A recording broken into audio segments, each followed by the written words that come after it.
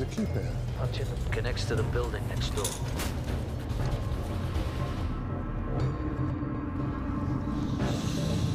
So what's this?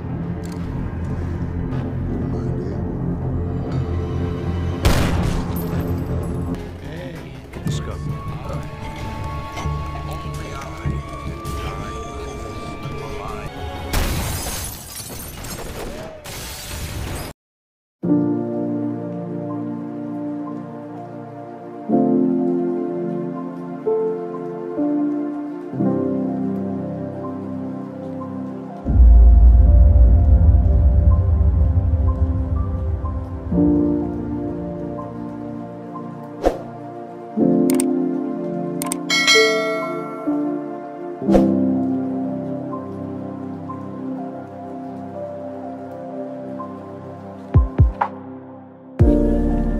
Film dimulai dengan memperlihatkan seorang bandar narkoboy bernama Joki yang sedang dalam perjalanan pulang.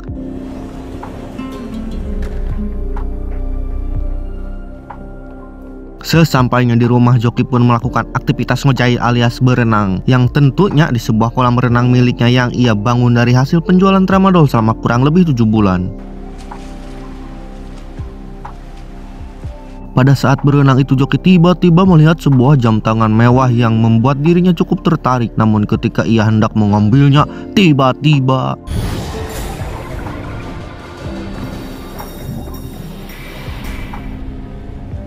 Joki pun tewas ngambang. Kemudian scene memperlihatkan pemeran utama dalam film ini sekaligus pelaku utama yang telah membunuh Joki, dan pria itu bernama Arthur Bishop, namun kita panggil saja Asep. Dengan gesitnya, Asep pun berhasil kabur dari sana. Sebegitu banyaknya penjaga di rumah tersebut, tak ada satupun yang menyadari kehadirannya Asep CS.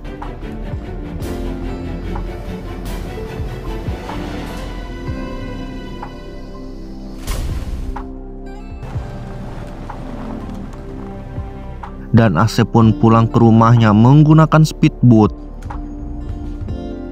Oke, si Asep ini ketika mendapatkan misi membunuh, dia selalu menggunakan taktik pintar, di mana korbannya selalu dibuat seolah-olah meninggal akibat kecelakaan dan lain sebagainya, yang membuat orang-orang tak menduga bahwa si korban itu mati dibunuh. Seperti si Joki tadi, kasampak ngambang baik.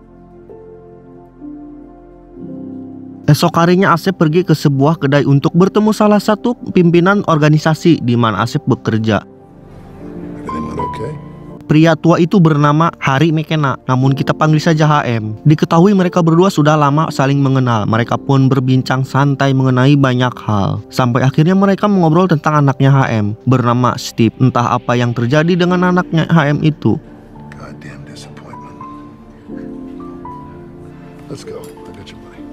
Kemudian Sim pun memperlihatkan mereka berdua masuk ke sebuah klub malam untuk sedikit menghilangkan penat dengan berbagi bahagia dengan wanita malam. Keesokan harinya terlihat Asep yang sedang membuka sebuah situs website rahasia. Entah website apa itu, di mana Asep membuka website tersebut untuk mengetahui siapa target selanjutnya untuk ia habisi. Namun dikala itu Asep cukup terkejut di mana target selanjutnya adalah HM, temannya sendiri. Kemudian Asep pun menghubungi orang yang membayarnya untuk menghabisi HM, di mana Asep meminta untuk bertemu dan membicarakan rencana ini. Kemudian orang itu pun datang dengan menggunakan jet pribadi. Entah dari mana asalnya. Mari kita fokus saja kepada misi Asep selanjutnya, dan orang itu bernama Kinder Joy, namun kita panggil saja Kane. Dan Kane ini adalah salah satu orang yang menyuruh Asep, yang artinya masih ada orang lain yang kita anggap saja bosnya Asep. Dalam pertemuan itu Kane menjelaskan bahwa HM diduga telah membocorkan data-data penting sebuah operasi rahasia di kota Cape Town. Dengan bocornya data-data itu membuat beberapa rekan kerjanya Kane tewas. Diketahui mereka bekerja sebagai agen instansi pemerintahan, dan juga ditemui barang bukti lain, di antaranya itu dari histori transaksi terakhir HM, di mana ada miliaran dana masuk ke rekeningnya HM, yang diduga dana tersebut ia dapatkan dari hasil penjualan informasi data rahasia tersebut.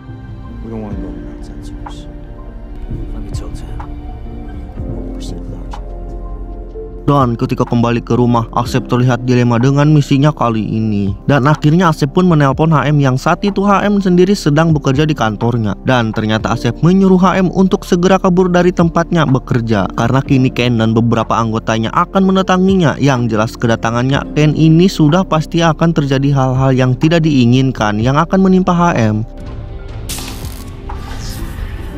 Dan akhirnya HM pun menuruti perintahnya Asep, sehingga ia tiba di sebuah parkiran tanpa diketahui oleh orang lain, yang mungkin saja orang lain tersebut adalah Ken. Namun saat itu HM cukup terkejut ketika mengetahui mobilnya telah diruksak, yang membuat dirinya sadar bahwa ia sedang dalam masalah besar.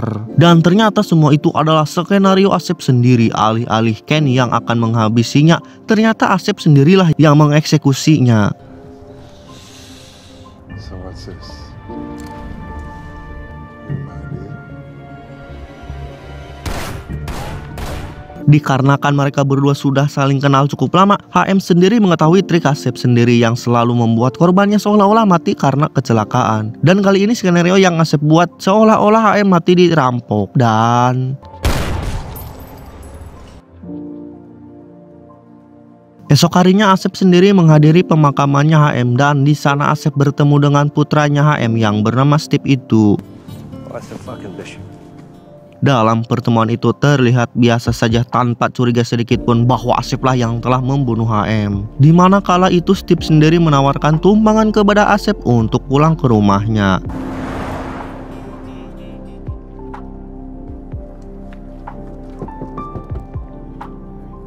Singkat cerita, malam pun tiba dan scene film pun berfokus kepada Steve, dimana ketika Steve sedang asik main HP di dalam mobil, tiba-tiba datang seorang pria yang hendak merampoknya. Dan ya, perampok itu salah pilih mangsa, dimana Steve melakukan perlawanan dan langsung menghajarnya.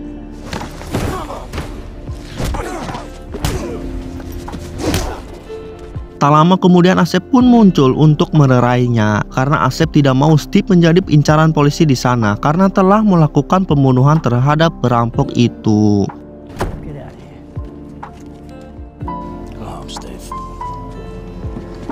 Setibanya di rumah, terlihat Asep yang sedang menatap fotonya HM, dan ia juga merasa menyesal dengan kejadian kemarin. Demi menebus rasa penyesalannya itu, Asep pun menghubungi Steve. Ia meminta untuk bertemu esok harinya di sebuah tempat penangkaran hewan. Sambil melihat-lihat hewan di sana, Asep menjelaskan definisi seorang The Mechanic seperti dirinya. Salah satunya mengenali targetnya secara detail. Kemudian Steve pun diminta untuk membaca sebuah buku tentang berbagai jenis kematian dan penyebabnya. Buku inilah yang membuat Asep bisa memalsukan kematian targetnya seperti yang sudah-sudah. Setelah rumah ayahnya disita, Steve kini tinggal di rumahnya Asep.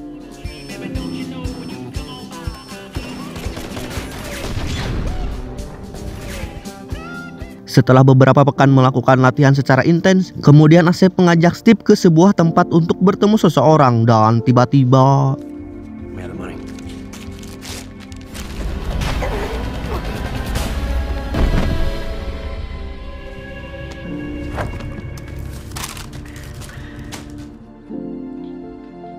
ketika sesampainya di rumah, Asep pun menjelaskan siapa targetnya barusan itu. Ternyata orang itu adalah pemasok senjata ilegal di berbagai wilayah di belahan dunia, termasuk wilayah Jatiwangi dan sekitarnya. Dan sekarang Steve diminta untuk mengeksekusi targetnya untuk pertama kalinya. Lalu Asep meminta Steve untuk mengeksekusi seorang pria bernama Leo. Ini orangnya. Dengan didikan dari seorang sang pembunuh profesional, Steve pun berhasil mendekati si target di sebuah kafe tempat nongkrong si target. Hingga singkat cerita, Steve pun diajak ke rumahnya oleh si target, ke rumah si target maksudnya.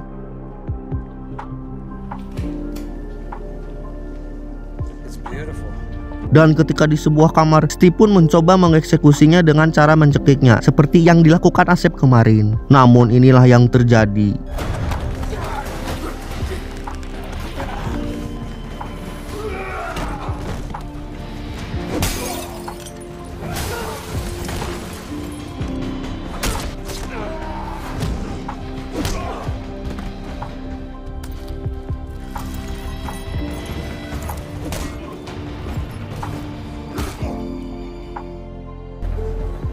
Dan beberapa hari setelah itu, scene film pun memperlihatkan Asep pergi ke sebuah bandara airport untuk mengambil sebuah paket yang berisi uang pembayaran atas misinya kemarin. Dan tidak hanya itu, ternyata di dalam paket itu ada sebuah ponsel yang sudah terhubung dengan seorang pria. Dan ternyata pria itu yang telah menyuruh Asep untuk menghabisi Leo. Dan si pria itu sedikit kecewa karena yang mengeksekusi Leo bukanlah Asep melainkan Steve. Karena Steve masih pemula, ia melakukan tugasnya sedikit kurang rapi. Karena hal itulah si pria ini kecewa. Dan setelah itu si pria ini kita sebut saja Jamal.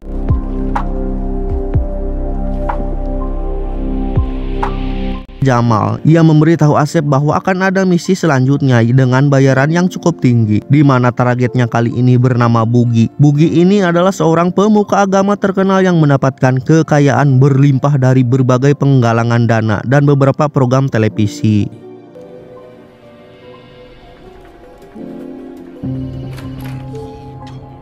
Dan setelah itu Asep dan Steve pun bersiap-siap untuk kembali beraksi mengeksekusi si Bugi. Let's go.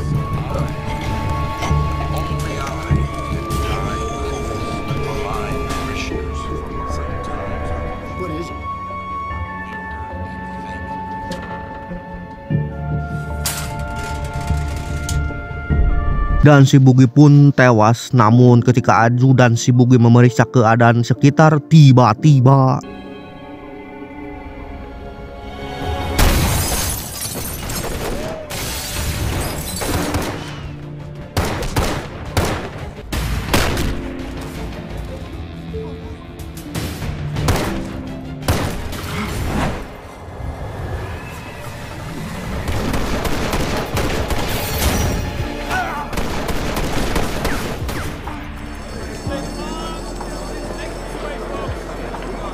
walau sedikit dakdikduk rudet misi itu pun berhasil diselesaikan. Dan seperti biasa Asep pergi ke bandara untuk mengambil paket pembayaran. Namun kala itu Asep tidak sengaja melihat seorang mekanik dari sebuah perusahaan yang sama dengan Asep bekerja. Berdasarkan foto dan fakta informasi, seharusnya mekanik itu telah tewas tertembak di kepalanya sewaktu misi di kota Cape Town.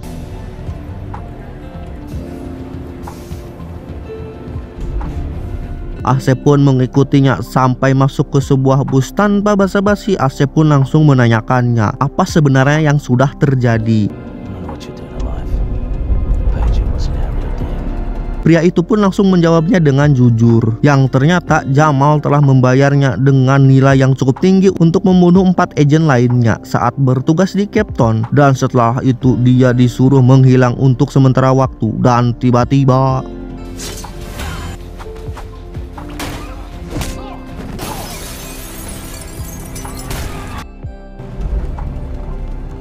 dan disinilah Asep merasa ditipu dan dibodohi oleh Jamal dan Kinder Joy, sehingga ia rela membunuh sahabat yang tak lain adalah HM, ayahnya Steve. Ia pun merencanakan balas dendam atas kematian sahabatnya itu kepada Jamal. Dan setelah itu Asep langsung pulang ke rumahnya. Namun dalam perjalanan pulang itu ada sesuatu yang janggal. Dan benar saja, setelah itu datang beberapa orang mekanik yang mencoba untuk membunuhnya.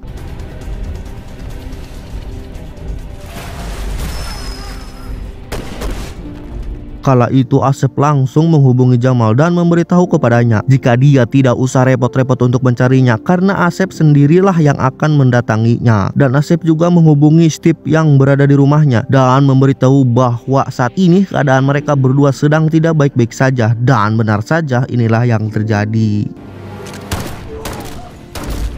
Setibanya di rumah, Asep meminta Steve untuk segera mengemas beberapa barang bawaannya sebelum berangkat menghabisi target. Saat berkemas itu, Steve tak sengaja menemukan senjata milik ayahnya mendiang HM. Dan saat itu Steve baru menyadarinya kalau Asep lah yang telah membunuh ayahnya. Saat dalam perjalanan menuju lokasi target, Steve mengungkapkan kekecewaannya terhadap Asep. You ever kill someone you know? Yes. Did it feel any different? Not in the moment. Setelah itu mereka pun sampai di rumahnya bodyguard Jamal untuk mencari informasi tentang Jamal saat itu. Was Dean.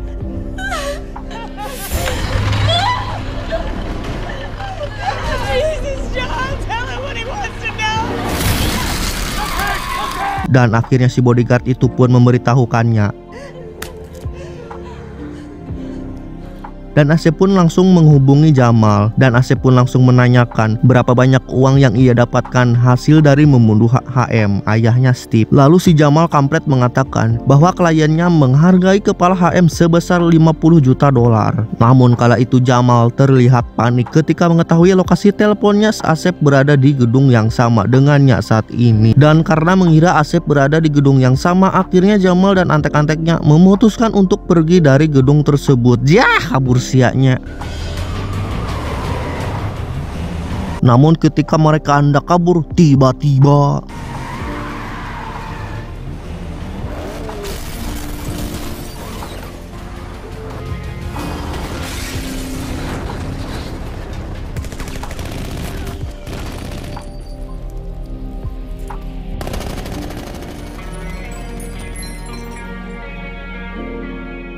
dan setelah menghabisi Jamal, mereka berdua pun kembali pulang. Dan dalam perjalanan pulang itu, Asep menawarkan Steve untuk ikut bersamanya lebih jauh lagi. Mereka berdua pun terlihat asik. Namun ketika Steve mengambil air minum di kursi belakang, Asep melihat senjata milik HM di dalam jaketnya Steve. Dan mereka pun berhenti sejenak untuk mengisi bensin di sebuah pom mini setempat. Namun sesuatu hal terjadi. Sorry for everything.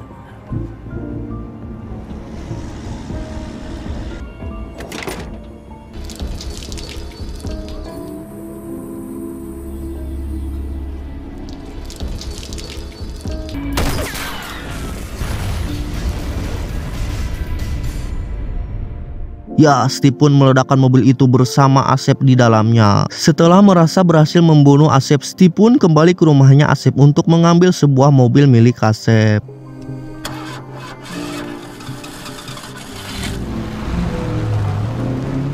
Dan ketika Steve sedang berkendara, ia menemukan sebuah kertas di kursi sampingnya yang bertuliskan, "Jika kamu membaca kertas ini, artinya kamu sudah mati."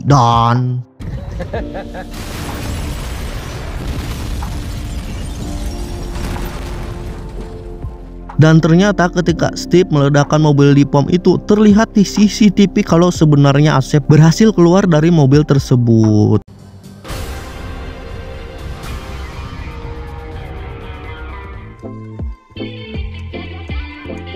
Dan film pun tamat, sangat mengasep-asepkan. Oke guys, see you di konten selanjutnya. Bye bye, nuhun, wassalam.